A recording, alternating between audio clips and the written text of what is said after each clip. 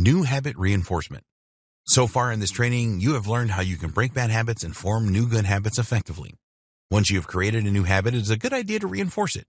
Fortunately, there are a number of different ways that you can do this. Having taken all of the time and trouble to break a bad habit and create a new empowering one, the last thing you want is to break the new habit. So here are some good ways to prevent you from sabotaging a new habit. Use a physical interrupter. If this sounds crazy, then please stay with us. Before we get into how using a rubber band helps you to prevent the breaking of a new habit, we want to tell you that failing to perform a habit is something that people do all of the time. This can be something that they have done for years and a good habit. So if you always take a shower when you get up in the morning, but you have woken up late and only have time for a quick wash instead, then this is okay. It does not mean that you have failed as a person. It is a natural thing to happen from time to time. How does a rubber band help with all of this? Well, it is a really easy concept to grasp. Just place a rubber band around your wrist. You could use a stretch bracelet if you prefer this. And anytime that you feel like breaking your new habit, just snap the rubber band. The snapping of the rubber band triggers another action that will prevent you from breaking the habit. So, if you have got into the habit of exercising every day and then suddenly you don't feel like exercising, just snap the band to focus back to the good habit.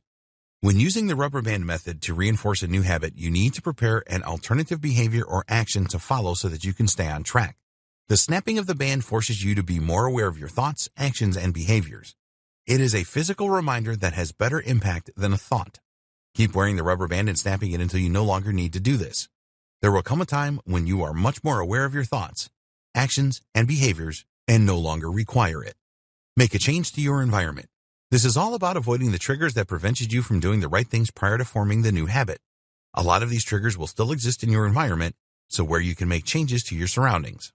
So, for example, if your friend always calls around to see when you want to take your daily run, talk to them and arrange for them to come at a later time.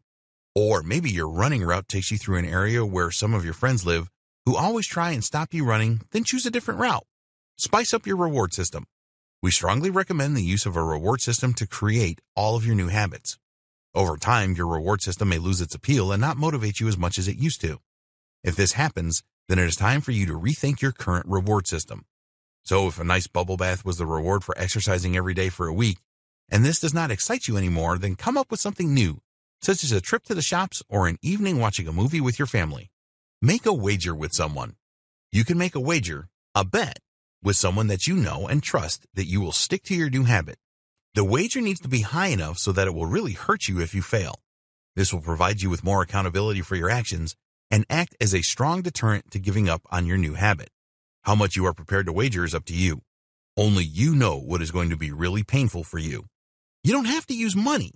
You can make the wager around losing something that is really precious to you, such as a piece of jewelry or a set of golf clubs. Just ensure that the pain will be really intense if you lose the wager. In the next video, we will discuss empowering habits that you should live by.